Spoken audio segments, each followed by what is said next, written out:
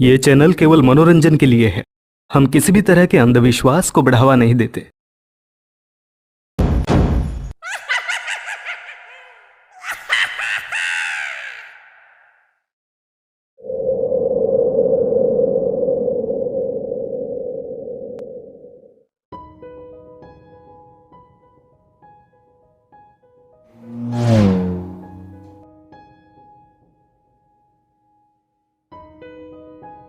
दोस्तों, मैं आपको एक सच्ची घटना के बारे में बताने जा रही हूँ, जो कि स्वप्निल नाम के लड़के के साथ घटी थी, जब वो अपने दोस्त पंकज के साथ मनाली गया हुआ था।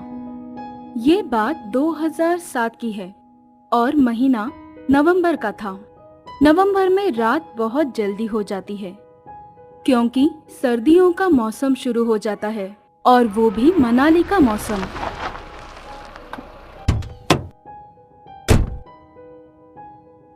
स्वप्निल पंकज के साथ एक होटल में रुका हुआ था, और वो भी कमरा नंबर 707 में। लेकिन उसे बिल्कुल भी पता नहीं था कि ये कमरा नहीं बल्कि एक भूतिया कमरा है, क्योंकि इसमें जो भी रहता है उसकी मौत हो जाती है।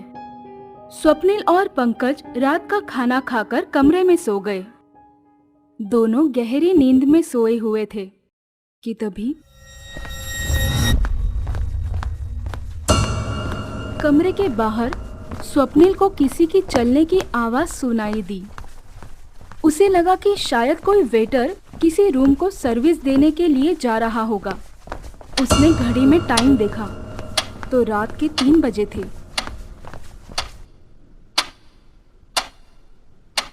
स्वप्निल ने सोचा कि इतनी रात में कौन हो सकता है।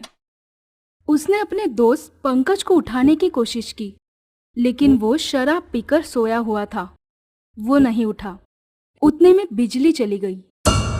फिर स्वप्निल ने दरवाजा खोल के देखा तो गलियारे में कोई नहीं था।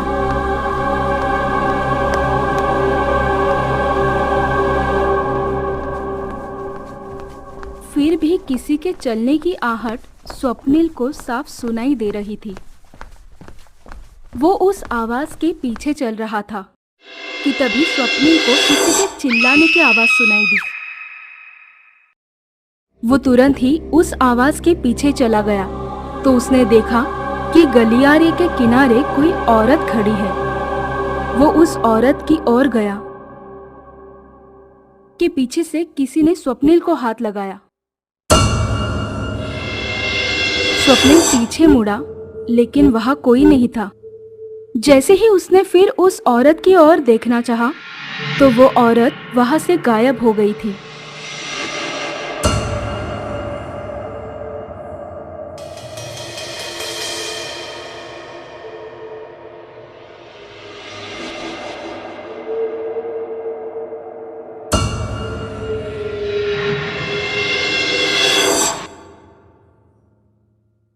स्वप्निल ने तुरंत ही रूम में जाकर पंकज के ऊपर पानी डाला और उसे जगाया और बोला, अपना सामान बांधो, हम यहाँ से जा रहे हैं।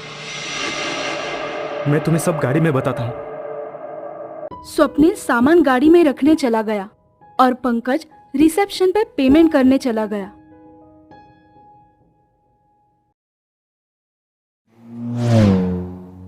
अरे पता है क्या हुआ?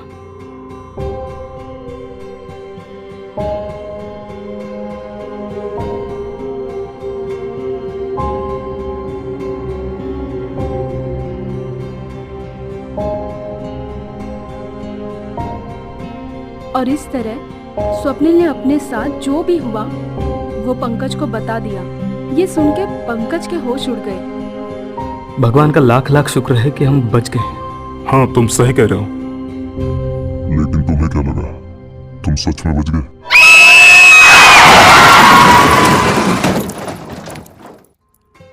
सुनने में आया है कि होटल के उस कमरे में एक औरत ने अपनी जान दी थी, और वो औरत मैं हूँ। कभी भी इस कमरे में आने की हिम्मत भी मत करना। ये कहानी आपको अच्छी लगी हो तो हमें सब्सक्राइब करें हमारा इंस्टाग्राम और फेसबुक पेज ज़रूर फॉलो करें। अगर आपके पास ऐसी ही कोई कहानी हो तो हमें कमेंट बॉक्स में भेजें। हम कोशिश करेंगे कि अगली एनिमेटेड स्टोरी आपकी होगी।